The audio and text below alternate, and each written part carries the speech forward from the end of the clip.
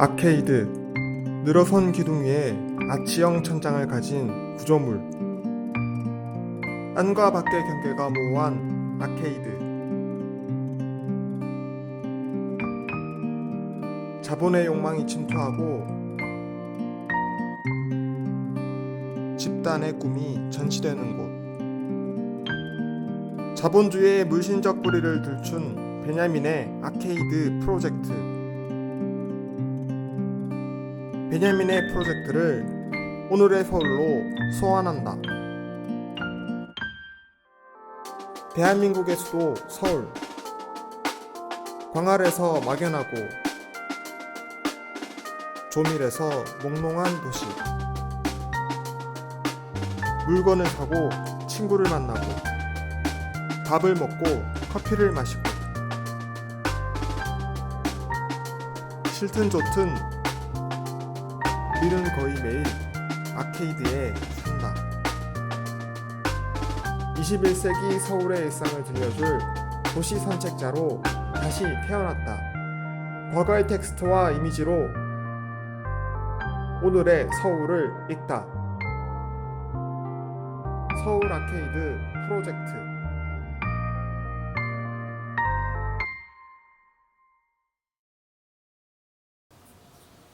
대학을 졸업하고 유학까지 다녀왔다. 나를 불러주는 직장은 없다. 이력서 쓰기보다 도시를 산책하고 책을 읽고 사유하는 일이 아직은 더 좋다. 오늘 꿈꿔왔던 프로젝트를 시작하려 한다. 이름하여 서울 아케이드 프로젝트. 도시 사람들이 살아가는 공간은 넓은 의미에서 아케이드다. 아케이드는 사람이 모이고 신제품이 전시되고 지갑이 열리는 공간이다. 나는 베냐민처럼 아케이드를 걸으며 사소한 사물에서 숨은 의미를 수집하고 새롭게 구성하는 일을 하고 싶었다. 서울의 중심 광화문으로 향했다.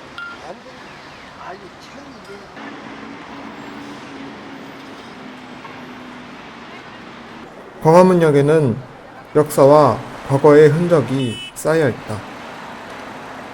광화문역을 나와 처음 눈길이 간 곳은 이순신 동상이었다.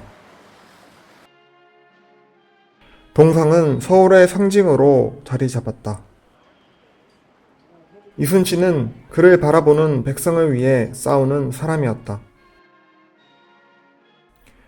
1968년 4월 27일 박정희 대통령이 참석한 가운데 이순신 동상의 제막식이 열린 날. 동아일보는 이순신 동상의 고증 문제를 다룬 최남식의 기고문을 실는다. 중국식 갑옷, 일본도를 닮은 칼. 오른손에 쥔 칼은 항복한 장수를 떠올리게 한다고 비판했다. 동상은 독재자의 유물이었다. 독재자는 이순신 동상을 보고 자신을 떠올리기를 바랐을까? 위인의 이미지를 내세워 독재의 정당성을 얻고자 했을까? 그런 이순신이 시대를 넘어 조선 왕권을 상징하는 공간인 육조거리 한가운데에 서 있다.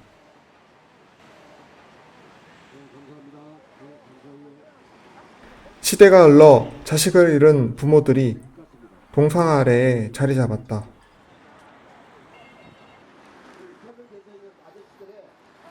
이순신의 정신과 독재의 그늘이 공존하는 모순된 풍경이었다.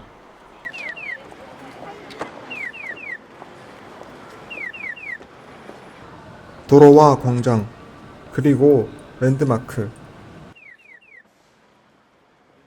도시공간 요소들은 도시의 분위기와 이미지를 만들고 사람들에게 각인된다.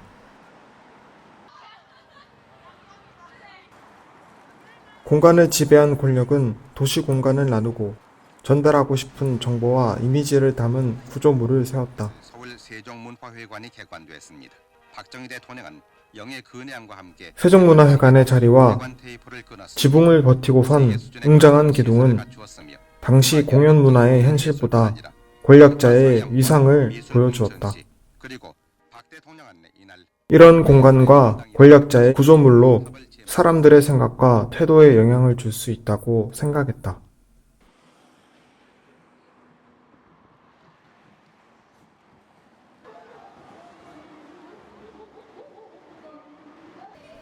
조선에서도 한성을 설계한 정도전은 궁궐을 새로 짓고 넓은 길을 터 길 양옆에 주요 관청을 세웠다.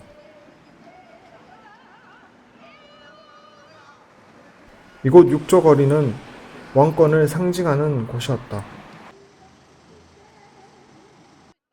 옛 관청이 사라진 자리에서 현대를 지배하는 권력을 보았다.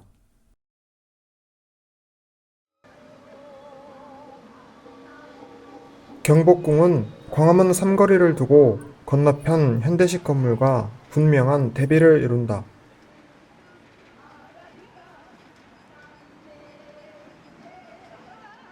관람객들은 근정전을 향해 들어갈수록 현대와 점점 멀어지는 체험을 한다.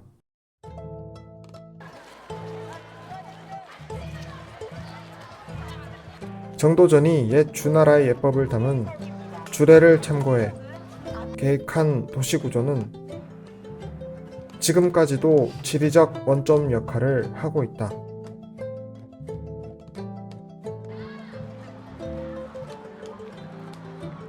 경복궁을 중심으로 주산은 북악산, 우백호 인왕산, 좌청룡 낙산, 남쪽에는 목멱산이 자리했다.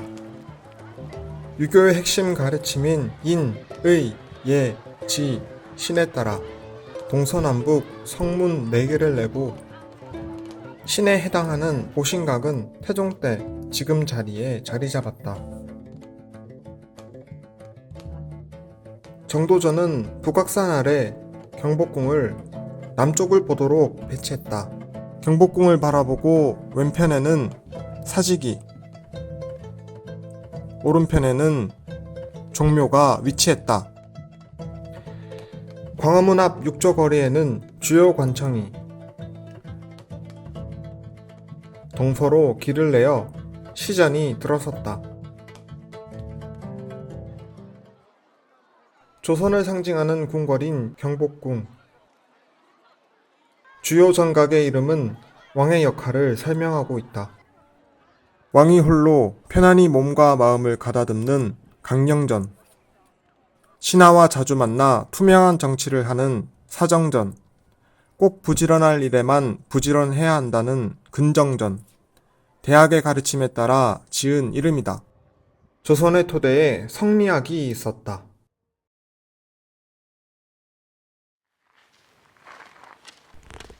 일본이 조선을 삼키는 방법은 폭력적이었다.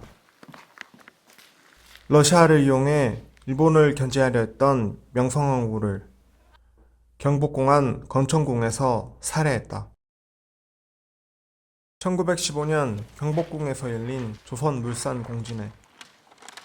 일본산 제품이나 서구 문물을 전시해 이곳에 구경 온 조선인들에게 열등감을 심었다.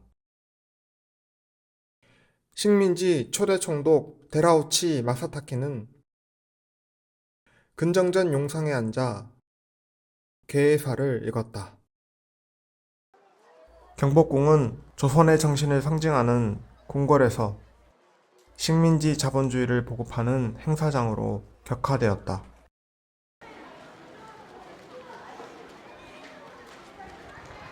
근정전을 둘러싼 회랑 중에 남쪽을 제외한 나머지는 행각이었다.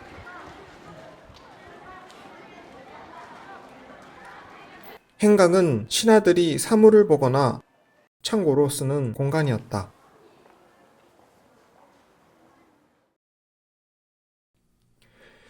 일제는 근정전 주변 행각의 칸막이를 허물어 생긴 회랑에 경판과 비석 같은 약탈한 불교 유물을 전시했다. 근정전 회랑의 여백과 궁궐의 고고한 아름다움 속에 일본 제국주의 신화의 전제가 자리하고 있었다. 조선 총독부는 조선 말기 330여 동에 달했던 전각 대부분을 행사를 위해 철거하거나 일본인에게 팔았다. 일제는 광화문과 근정전 사이 흙내문을 헐어낸 7만여 평 공터에 전시관을 짓고 잔디를 깔았다.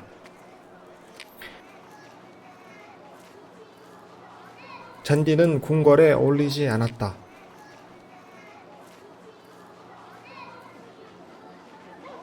조선인에게 궁에 깔린 잔디는 조상의 묘를 연상케 했다.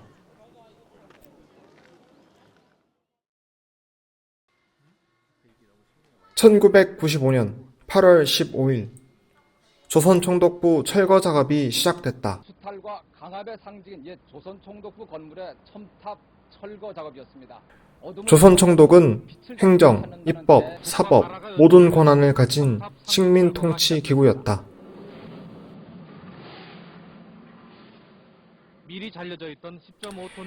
해방 후 정부 청사로, 박물관으로 쓰였던 곳이다.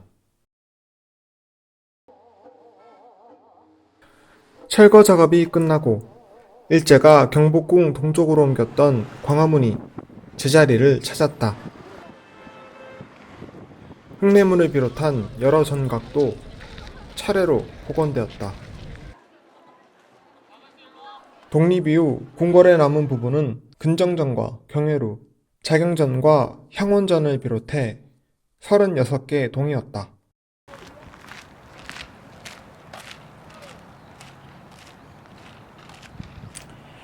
지금 모습은 90년대 들어 본격화된 복원 사업의 결과물이다. 경복궁은 누구나 자유롭게 거니는 한 시대의 유물이 되었다. 경복궁은 문화를 전시하는 아케이드 역할을 하고 있다. 전시 주체만 바뀌었을 뿐 궁궐과 회랑이 배경이라는 사실은 변함이 없다. 텅 빈 공간을 배경으로 사람들은 사진을 찍고 기관은 기업과 함께 전시회를 연다. 생긴마의 광장 1912년 조선은행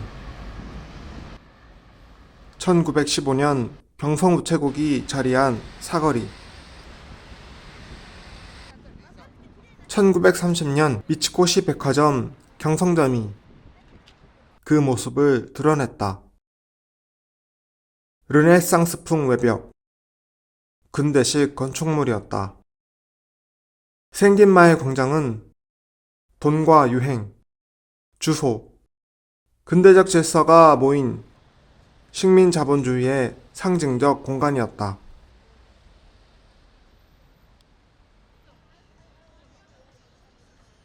조선인들은 백화점의 쇼윈도에서 새로운 유행을 접하고 넋을 잃었다. 새로운 상품에 대한 욕망은 자본주의를 움직이는 동력이자 자본주의가 사람을 움직이는 수단이었다. 산업화로 급격히 팽창한 한국 자본주의는 남산 터널을 지나 한남대교를 건너 논밭과 과수원이던 강남을 향했다.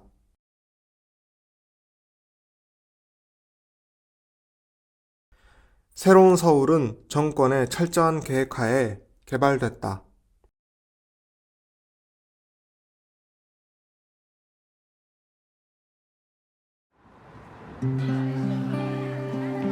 가로수길, 압구정 로데오 거리, 청담동 같이 90년대 유행과 문화를 선도했던 거리에서 조금 떨어진 곳이다. 2000년대 초반 독특한 감각의 카페, 식당, 패션 부티크가 자리 잡았던 곳이다. 2012년 이후 가로수길 문화를 만든 가게들이 임대료 폭등을 이기지 못하고 사라진 곳에 대기업이 매장을 열었다. 이제 가로수길은 대기업이 새로 기획한 여행을 이곳을 방문하는 사람에게 실험하는 장소가 되었다. 오늘도 특별한 공간에서 커피를 마시고 유행하는 옷을 입고 쇼윈도 속 유행의 속도와 발맞추기를 바라는 사람들이 불안감을 떨치려 찾는 곳이 되었다. 이 거리는 투명한 지붕이 없는 아케이드다. 나는 가로수길에서 양보 없이 팽창하는 자본주의에 힘을 모았다.